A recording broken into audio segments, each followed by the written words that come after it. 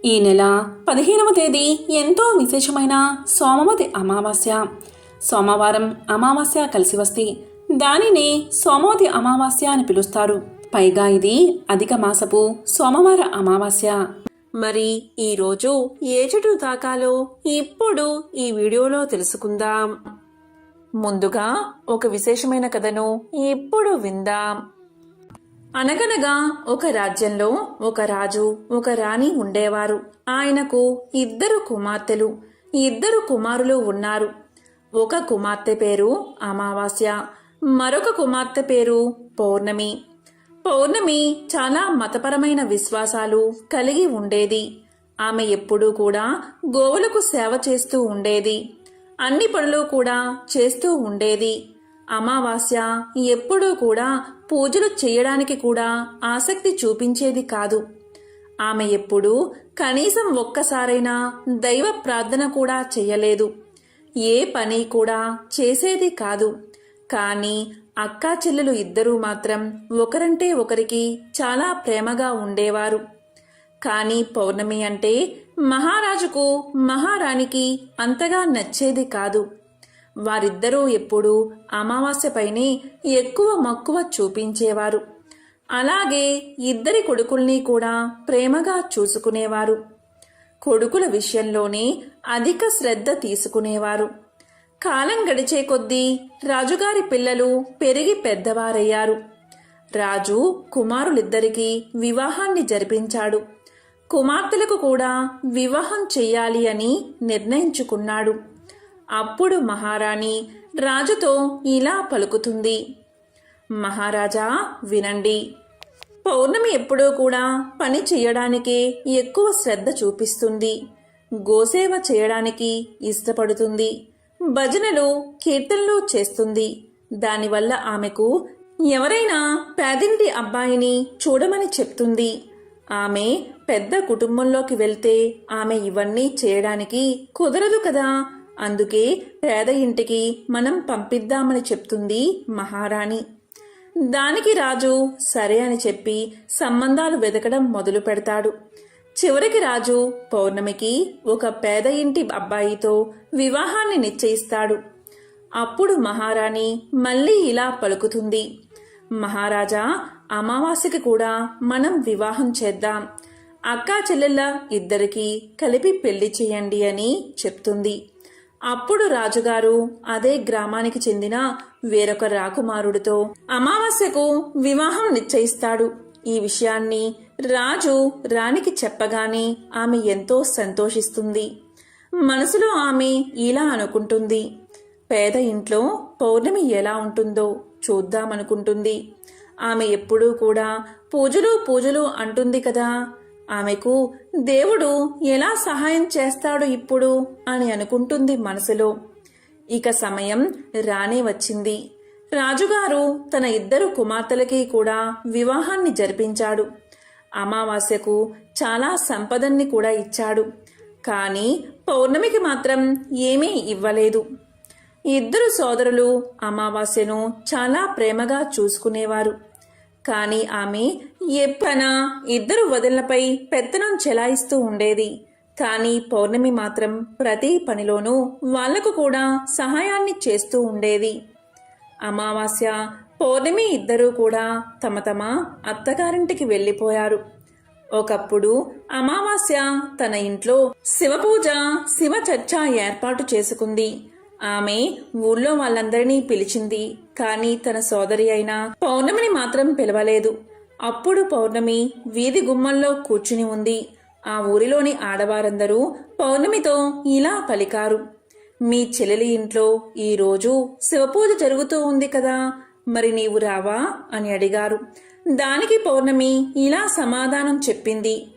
నన్ను పిలవలేదు, నేను ఎలా వెళ్తాను అని చెప్పింది. అప్పుడు ఆ గ్రామంలోని మహిళలు ఇలా పలికారు. దైవ చర్చ జరుగుతున్నప్పుడు పిలవాలి అన్న నియమం లేదు. ఎవరైనా సరే వెళ్ళవచ్చు. అందువల్ల నీవు కూడా మాతో రమ్మని పిలిచారు. అప్పుడు పౌర్ణమి కూడా ఆ శివ చర్చకు వెళ్ళింది. అమావాస్య పౌర్ణమిని చూసి ఇలా పలుకుతుంది. నేను నిన్ను పిలవలేదు కదా, మరి నా ఇంటికి నీవు ఎందుకు వచ్చావు అని కోపంగా అడిగింది. వస్తే వచ్చావు కాని నిశ్శబ్దంగా ఉండు, అటూ ఇటూ తిరగకు అని చెప్పింది. ఆమె పేదరికాన్ని చూసి ఎగతాళి చేసింది. అప్పుడు పౌర్ణమి కళ్ళ నుండి నీళ్లు తిరిగాయి. వెంటనే ఆమె మహాదేవుణ్ణి ప్రార్థించడం మొదలుపెట్టింది. ఓ మహాదేవా, నీవు నా పట్ల ఇంత నిర్దాక్షిణ్యాన్ని చూపిస్తావా? నా తప్పు ఏమిటి? పూజలు చేయడం, గోసేవ చేయడమే నా తప్ప? పనిచేయడం నా తప్ప? దేవా, నీవు ఎప్పుడు నన్ను కరుణిస్తావు అని అనుకుంటూ దేవుణ్ణి వేడుకుంటూ ఉంది. ఆ శివపూజ, శివచర్చ మొత్తం కూడా పూర్తయిపోయింది. అప్పుడు అమావాస్య అందరికీ కూడా ప్రసాదాన్ని ఇచ్చింది. కానీ పౌర్ణమికి ఇవ్వలేదు. వెంటనే పౌర్ణమి అక్కడి నుండి తిరిగి వెళ్ళిపోయింది. ఆమె దారిలో ఇలా అనుకుంటుంది, నేను ఇప్పుడు ప్రసాదాన్ని తీసుకుని వెళ్లకుండా ఇంటికి వెళ్లితే నా పిల్లలు ప్రసాదం ఏదని అడుగుతారు. అప్పుడు నేను ఏం సమాధానం చెప్పాలి అని అనుకుని తన అన్న వదిన దగ్గరికి వెళ్ళాలి అనుకుంటుంది. అనుకుంటూనే ఇంటికి వెళ్లి తన భర్తతో పిల్లలతో అన్నగారింటికి వెళ్లి వస్తాను అని చెప్పి అన్నగారింటికి బయలుదేరింది. పౌర్ణమి నడుచుకుంటూ వెళ్తూ ఉండగా దారిలో ఒక తులసి చెట్టు కనిపించింది. అక్కడ ఒక వృద్ధురాలు కూర్చుని ఉంది. ఆ వృద్ధురాలు ఇలా పలుకుతుంది, అమ్మా, నీవు ఎవరు? ఎక్కడికి వెళ్తున్నావు అని అడుగుతుంది. ఆమె అడిగిన ప్రశ్నలకు పౌర్ణమి తన గురించి వివరణ ఇచ్చింది. తన్ని తాను పరిచయం చేసుకుంది. అప్పుడు ఆ ముసలావిడ ఇలా అంటుంది, అమ్మా చూడు, ఈ తులసి మొక్క ఎండిపోతుంది, దీంట్లో కొంచెం నీరు పొయ్యమ్మా అని చెప్పగానే పౌర్ణమి ఆ తులసి మొక్కకు నీరు పోస్తుంది. అమ్మా చూడు, ఈ తులసి మొక్క ఎండిపోతుంది కదా, అలాగే ఈ చుట్టూ ఉన్న ప్రదేశాన్ని కూడా కొంచెం శుభ్రం చెయ్యి, అలాగే నా స్నానానికి నీళ్లు కూడా తోడమని చెప్తుంది ఆ వృద్ధురాలు. అప్పుడు పౌర్ణమి సరే అని చెప్పి ఆ ప్రదేశాన్నంతా శుభ్రం చేస్తుంది. తులసి చెట్టును పూజిస్తుంది. ముసలి అవ్వకు స్నానం చేయడానికి నీటిని ఏర్పాటు చేస్తుంది. ఆమె పాదాలను ఒత్తుతుంది. అన్ని పనులు అయిపోయాక, బామ్మ, ఏమైనా పని ఉందా అని అడుగుతుంది. ఏమీ లేదు అని చెప్పగానే వృద్ధురాలి ఆశీర్వాదాలు తీసుకుని పౌర్ణమి ముందుకు సాగుతుంది. అలా కొంచెం ముందుకు వెళ్లేసరికి పౌర్ణమికి ఒక గుడి కనిపిస్తుంది. ఆ గుడి దగ్గర ఒక సాధువు కూర్చుని ఉన్నాడు. ఆయన ఇలా పలుకుతున్నాడు, తల్లి, నీవు ఎవరు? ఎక్కడికి వెళ్తున్నావు అని అడుగుతాడు. అప్పుడు పౌర్ణమి తన గురించి వివరణ ఇచ్చి, నేను మా అన్న వదిళ్ల దగ్గరికి వెళ్తున్నాను అని సమాధానం చెప్పుతుంది. అప్పుడు ఆ ముసలి వేషంలో ఉన్న పరమేశ్వరుడు ఇలా పలుకుతాడు, తల్లి, ఈ గుడిని కొద్దిగా శుభ్రం చేస్తావా అని అడుగుతాడు. దానికి పౌర్ణమి సరే అని చెప్పి ఆ గుడిని శుభ్రం చేస్తుంది. ఇంకా ఆ సాధువుకి కూడా సేవలు చేస్తుంది. అప్పుడు పరమేశ్వరుడి రూపంలో ఉన్న ఆ సాధువు పౌర్ణమికి ఆశీర్వాదం అందిస్తాడు. అప్పుడు ఆమె ఆశీర్వాదం తీసుకుని ఇంకా కొంచెం ముందుకు వెళ్తుంది. కొంచెం ముందుకు వెళ్లేసరికి అక్కడ కాళీమాత ఆలయం కనిపిస్తుంది. ఆ కాళీమాత ఆలయం దగ్గరకు వెళ్లేసరికి అక్కడ ఒక వృద్ధురాలు కనిపిస్తుంది. ఆమె ఇలా పలుకుతుంది, ప్రతి ఒక్కరూ కూడా గుడికి వస్తున్నారు, వెళ్తున్నారు, కానీ ఒక్కరూ కూడా గుడిని శుభ్రం చేయట్లేదు. కాస్త ఈ గుడిని శుభ్రం చేస్తావా అని అడుగుతుంది. దానికి పౌర్ణమి సరే అని పలుకుతుంది. సరే అమ్మా, అలాగే చేస్తాను అని చెప్పి గుడిని మొత్తం శుభ్రం చేస్తుంది. శుభ్రం చేసి కాళీమాతను పూజిస్తుంది. తరువాత ఆ వృద్ధురాలి దగ్గర ఆశీర్వాదం తీసుకుని ముందుకు సాగుతుంది. ఇంకొంచెం ముందుకు వెళ్ళగా ఒక నది ఒడ్డున ఒక ముసలి అవ్వ కూర్చుని ఉంటుంది. ఆ ముసలి అవ్వ ఇలా పలుకుతుంది, ఇంతకీ ఆమె ఎవరంటే ఎవరో కాదు, సాక్షాత్తు గంగామాత. ఆమె ఇలా అంటుంది, ప్రతి ఒక్కరూ కూడా నదిలోకి దిగి స్నానం చేస్తున్నారు, అలాగే వెళ్తున్నారు. ఇక్కడ అంతా కూడా చాలా మురికిగా ఉంది. పైన ప్రదేశమంతా కూడా చాలా మురికి చేశారు. ఇదంతా శుభ్రం చేస్తావా అని అడుగుతుంది.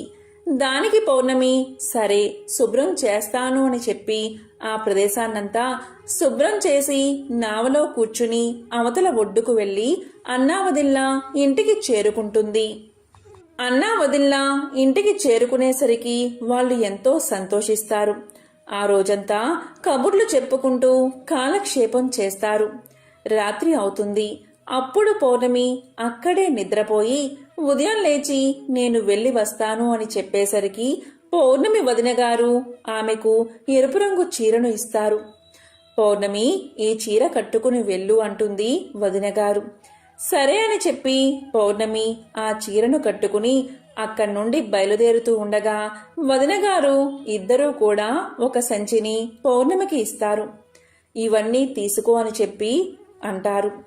అప్పుడు పౌర్ణమి ఆ సంచిని తీసుకుని బయలుదేరుతుంది. మళ్ళీ అదే నావను ఎక్కి యువతల గట్టుకు చేరుకుంటుంది.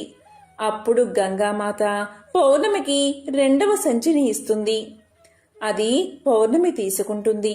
ఇంకాస్త ముందుకు వచ్చేసరికి కాళీమాత దగ్గర ఉన్న వృద్ధురాలు పౌర్ణమికి మూడవ సంచిని ఇస్తుంది. పౌర్ణమి ఆ సంచిని కూడా తీసుకుంటుంది. ఇంకాస్త ముందుకు వచ్చేసరికి యోగి రూపంలో ఉన్న పరమేశ్వరుడు కూడా పౌర్ణమికి ఒక సంచిని ఇస్తాడు. పౌర్ణమి అది కూడా తీసుకుని ముందుకు సాగిపోతుంది. తరువాత ఇంకాస్త ముందుకు వచ్చేసరికి తులసీమాత కనిపిస్తుంది. అక్కడ ఆమె ముసలి అవ్వ రూపంలో పౌర్ణమికి ఒక సంచిని అందజేస్తుంది. పౌర్ణమి అది కూడా తీసుకుని తన ఇంటికి చేరుకుంటుంది. ఇంటికి చేరుకున్న తర్వాత పౌర్ణమి ముందుగా అన్నా వదిల్లో ఇచ్చిన సంచిని తెరిచి చూస్తుంది. అందులో చాలా మిఠాయిలు అలాగే కొత్త బట్టలు ఉన్నాయి. వాటిని తీసి పిల్లలకు మిఠాయిలను కొత్త బట్టలను అందజేస్తుంది. తరువాత గంగామాత ఇచ్చిన సంచిని తెరిచి చూడగా దాని నిండా కూడా బంగారం ధనంతో నిండి ఉంటుంది. ఆ తరువాత కాళీమాత ఇచ్చిన సంచిని తెరిచి చూడగా దాంట్లో ధనధాన్యాలు. తరువాత పరమేశ్వరుడు ఇచ్చిన సంచిని తెరిచి చూడగా దాని నిండా కూడా ధనధాన్యాలు ఉన్నాయి.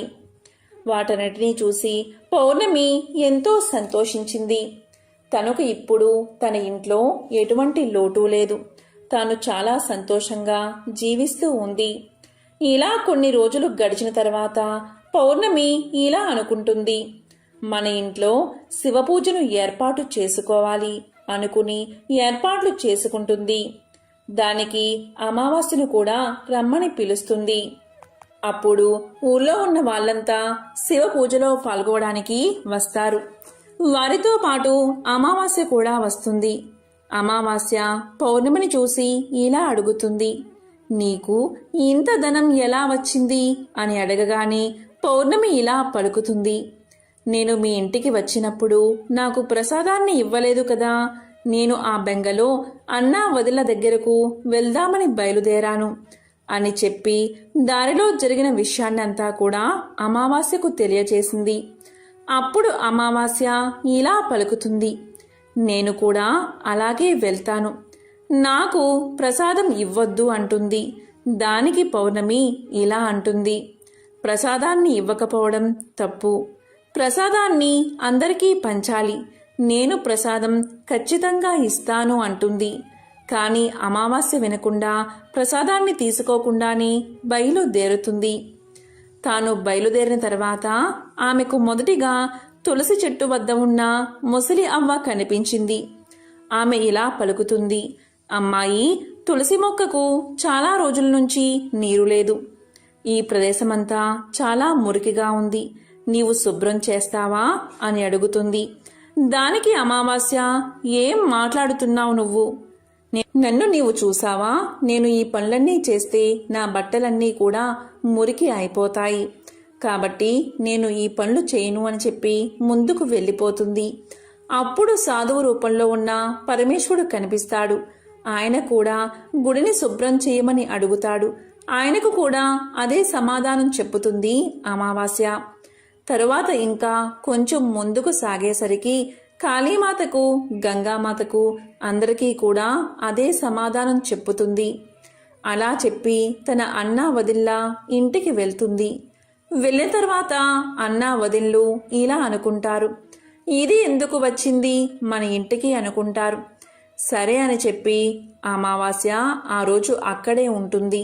మరుసటి రోజు ఉదయాన్నే నేను బయలుదేరుతున్నాను అని చెప్పేసరికి సరే వెళ్ళిరా అని అన్నా వదిన్లు అంటారు.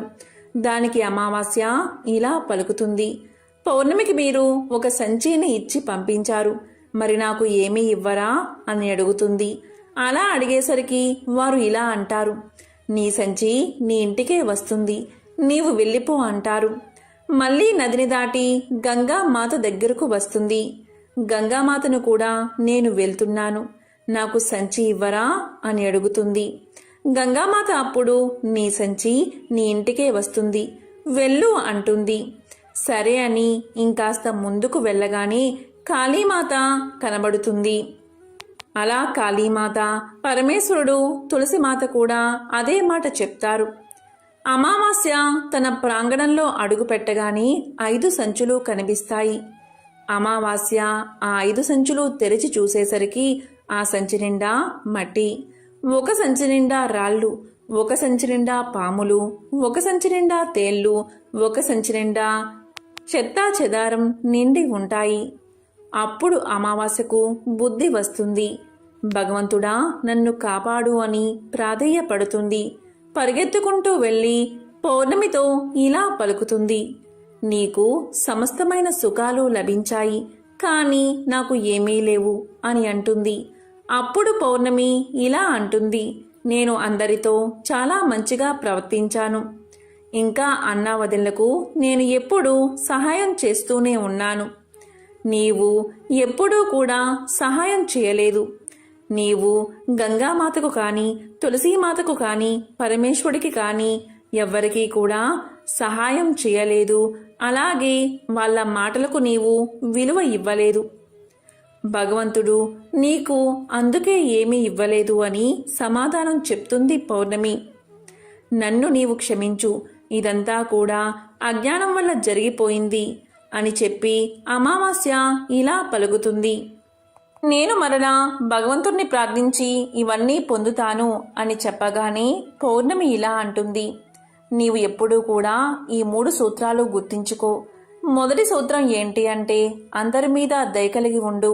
ఇక రెండవది, ప్రతిరోజు కూడా 108 సార్లు ఓం నమఃశివాయ అనే మంత్రాన్ని జపిస్తూ ఉండు. ఇక 3వ సూత్రం, ఎప్పుడూ ఎవరిని కూడా బాధ పెట్టకు, మంచి కర్మల్నే చేస్తూ ఉండు. భగవంతుడు ఏదైతే 3 సూత్రాలు చెప్పాడు వాటన్నిటినీ పాటిస్తూ ఉండు, మంచి కర్మల్నే చెయ్యి అని చెప్పగానే అమావాస్య అదే విధంగా చేసి సద్గతులను పొందింది. ఈ విషయం పౌర్ణమి తల్లిదండ్రులకు కూడా తెలిసి వారికి కూడా బుద్ధి వచ్చింది.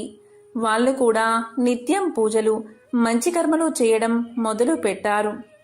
పౌర్ణమి కుటుంబం భోగ భాగ్యాలతో సంతోషంగా జీవించారు. ఏ చెట్టును తాకాలి అంటే అదే వేప చెట్టు. వేప చెట్టు సాక్షాత్తు మహాలక్ష్మి స్వరూపం. మీకు దగ్గరలో వేప చెట్టు ఉంటే ఆ చెట్టు దగ్గరకు వెళ్ళి నమస్కారం చేసుకోండి. అదేవిధంగా ఒక చెంబు నిండా నీళ్లు తీసుకుని చెట్టు మొదట్లో పొయ్యండి. అదేవిధంగా వేప చెట్టుకు పసుపు కుంకుమ సమర్పించండి. అలాగే వేప చెట్టు దగ్గర దీపారాధన చెయ్యండి. అలాగే చెట్టు చుట్టూ 3 ప్రదక్షిణలు చెయ్యండి. చెట్టును తాకి నమస్కారం చేసుకోండి. ఇలా చేస్తే చాలు, అమ్మవారి కరుణా కటాక్షాలు మీపై కలుగుతాయి. పౌర్ణమి, అమావాస్య, శూన్యతిథులంటే లక్ష్మీదేవికి ఎంతో ప్రీతికరం. ఈ పరిహారాన్ని పాటించడం వల్ల మీకున్న నరదృష్టి, నరఘోష, నరపీడ తొలగిపోతాయి. నకారాత్మక శక్తులు తొలగి దైవిక శక్తులు మిమ్మల్ని కాపాడతాయి. అదేవిధంగా ఈరోజు మీకు వీలైనప్పుడు ఓం లక్ష్మీ నమో నమః, ఓం లక్ష్మీ నమో నమః అనే మంత్రాన్ని తప్పనిసరిగా చదువుకోండి. కాబట్టి ఎంతో విశేషమైన ఈ పరిహారాన్ని పాటించడం వల్ల మీకున్న నరదృష్టి, నరఘోష, నరపీడ తొలగిపోతాయి. నకారాత్మక శక్తులు తొలగి దైవిక శక్తులు మిమ్మల్ని కాపాడతాయి. అదేవిధంగా ఈరోజు మీకు వీలైనప్పుడు ఓం లక్ష్మీ నమో నమః, ఓం లక్ష్మీ నమో నమః అనే మంత్రాన్ని తప్పనిసరిగా చదువుకోండి. ఓం నమో నారాయణాయ. ఓం శ్రీ మహాలక్ష్మియే నమః.